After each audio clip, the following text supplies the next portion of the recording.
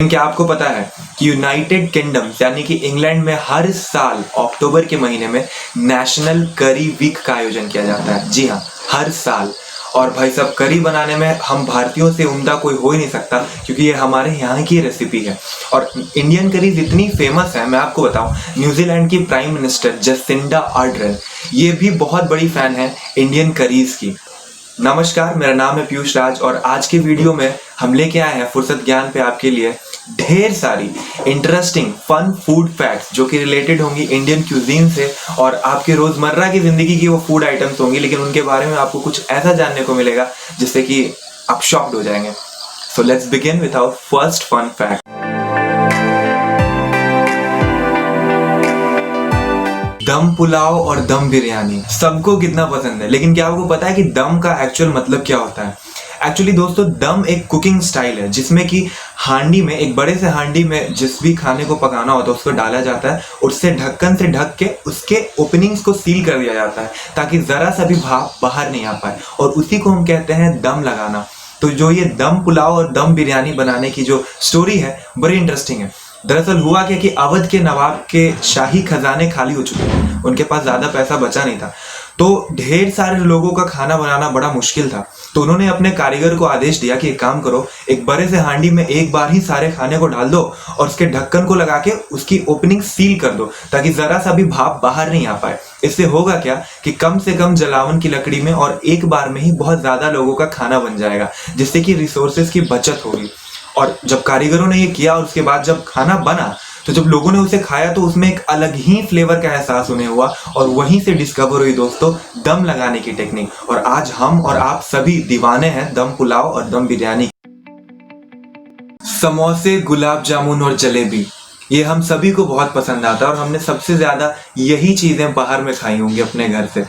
मगर क्या आपको पता है कि ये चीजें इंडिया से बिलोंग नहीं करती? जी हाँ, 13th और 14th सेंचुरी में जो भी हमारे देश पे बाहरी आक्रमण हुए या फिर कुछ फॉरेन ट्रेवलर्स आए मिडिल ईस्ट से, उन्होंने ही अपने साथ समोसा, गुलाब जामुन और जलेबी की रेसिपी लेके आई और आज हम कितने चाव से खाते हैं ना। इवन जलेबी तो हमारा राष्ट्रीय मिठाई भी है, नेशनल स्वीट।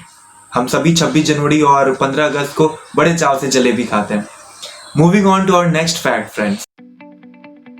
अगर मैं ये कहूं कि दाल और चावल हमारे जीवन का अभिन्न हिस्सा है, यानी कि मतलब मेरा तो एक दिन भी ऐसा नहीं जाता, शायद ही कोई दिन जिस दिन दाल चावल नहीं खाऊं। लेकिन क्या आपको ये पता है कि दाल और चावल को साथ में मिला के खाने की जो प्रथा जो है वो हमारे इंडिया से शुरू नहीं हुई थी, ये नेपाल से शुरू हुई थी। जी हाँ, दाल और चावल को साथ मिला के खाने की जो है वो नेपाल से शुरू हुई थी। अब मैं आपको बताऊंगा कुछ ऐसे सब्जियों के बारे में जो कि हमारे रोजमर्रा की जिंदगी में शामिल है। जी हाँ, आलू, टमाटर और मिर्च। क्या आपको पता है कि ये तीनों चीजों की खेती पहले भारत में नहीं की जाती थी? जी हाँ, जब 16वीं शताब्दी यानी 16th सेंचुरी में जब पोर्तुगीज लोग इंडिया आए तो उन्होंने ही अपने साथ आलू, टमाटर और मिर्च के बीज लेके आए थे और उसके बाद से ही भारत में इन चीजों की खेती स्टार्ट हुई। नहीं तो इसके पहले हम भारतीयों को पता भी नहीं था कि आलू या टमाटर या मिर्च नाम की कोई चीज भी होती है। दोस्तों, हम सभी ने अपने लाइफ में राजमा जरूर खाया होगा या राजमे की कोई ना कोई रेसिपी जरूर ट्राई की होगी, लेकिन क्या आपको ये पता है कि rajma basically does not belongs to India? जी हाँ, राजमा एक मैक्सिकन डिश है। जी हाँ, अगर आप किसी मैक्सिको के किसी रेस्टोरेंट में जाएंगे तो वहां राजमे की ढेर सारी रेसिपीज आपको मेन्यू में दिखाई देंगे। ये हमारे यहाँ का डिश नहीं है राजमा। नेक्स्ट फैक्ट काफी इंटरेस्टिंग है।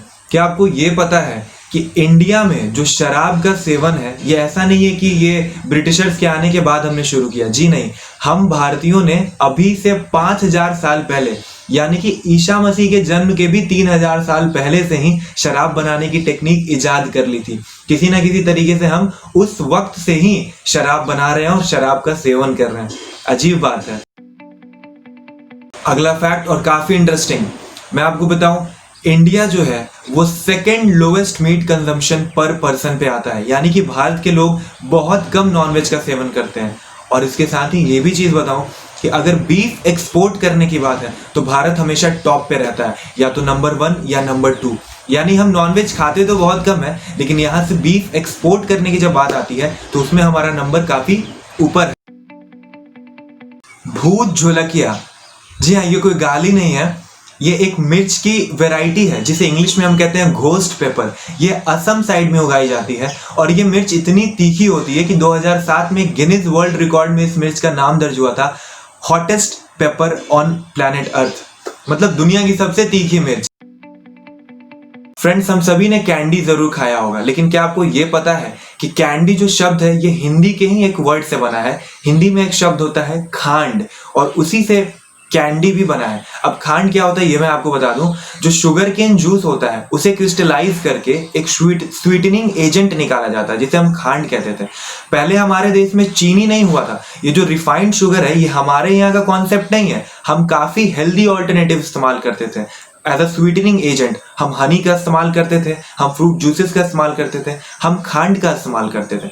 तो इसी खांड से कैंडी शब्द आया। अगला फैक्ट इसी से रिलेटेड है कि जो आज हम रिफाइंड शुगर यूज करते हैं ये हमारे भारत का कॉन्सेप्ट नहीं है।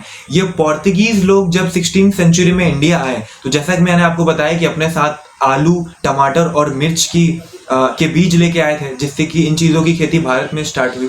तो वही लोग अपने साथ यहाँ पे रिफाइंड शुगर का भी कॉन्सेप्ट लेके आए थे। और आज हम सभी जानते हैं शुगर के कारण हजारों बीमारियां हमें होती हैं, बट हमारा कल्चर इतना रिच था कि इसके पहले हम इतने हार्मफुल स्वीटनिंग एजेंट का इस्तेमाल नहीं करते थे। फ्रेंड्स, हमारे यहाँ खांड का इस्तेमाल होता था, गुड़ का इस्तेमाल होता था, हनी का इस्तेमाल होता था, फ्रूट जूसेस का इस्तेमाल होता था अपने डिशेस को मीठा बनाने के लिए। चिकन टिक्का मसाला, इस डिश के नाम से ही मुंह में पानी आ जाता है, स्पेशली लॉकडाउन में जब इतने दिनों से इसके दर्शन भी नहीं हुए तब तो कुछ ज्यादा ही। लेकिन क्या आपको ये पता है कि ये रेसिपी इंडिया की नहीं है? जी हाँ, ये स्कॉटलैंड में एक जगह है ग्लासगोव। चिकन टिक्का मसाला वहीं की रेसिपी है और आज हम सब कितना लुत्फ उठाते हैं ना इस फूड आइटम का। तो फ्रेंड्स, ये थे कुछ इंटरेस्टिंग फूड फन फैक्ट्स हमारे इंडियन क्यूजीन से रिलेटेड। और एक चीज जो मैं आपको बताना चाहूंगा कि हमारी कंट्री स्टार्टिंग से ही अपने स्पाइसेस के लिए काफी रिच थी। जो यूरोपियंस इंडिया की तरफ अट्रैक्ट होते थे वो यहाँ के मसालों की वजह से ही होते थे। जब वास्को डा गामा ने इंडिया का खोज किया था तो यहाँ से वो अपने साथ पता है क्या लेके गया था? काली मिर्च। और वहां जाके उसने उसी काली मिर्च को जब बेचा तो उसे भारी मुनाफा हुआ था दोस्तों, भयंकर मुनाफा। तो भारत के मसालों की वजह से ही जो विदेशी हैं वो भारत की तरफ आकर्षित हुए थे और भारत से व्यापार करने की लालसा उनके अंदर जगी थी। और भारत के जो मसाले हैं ना, ये ऐसा नहीं है कि सिर्फ टेस्ट, हमारे जो मसाले हैं ये काफी ज्यादा हेल्थ बेनिफिट्स भी रखते हैं। मतलब अगर मसालों के हेल्थ बेनिफिट्स की मैं बात करूं तो मैं आपके साथ घंटों बात कर सकता हूं।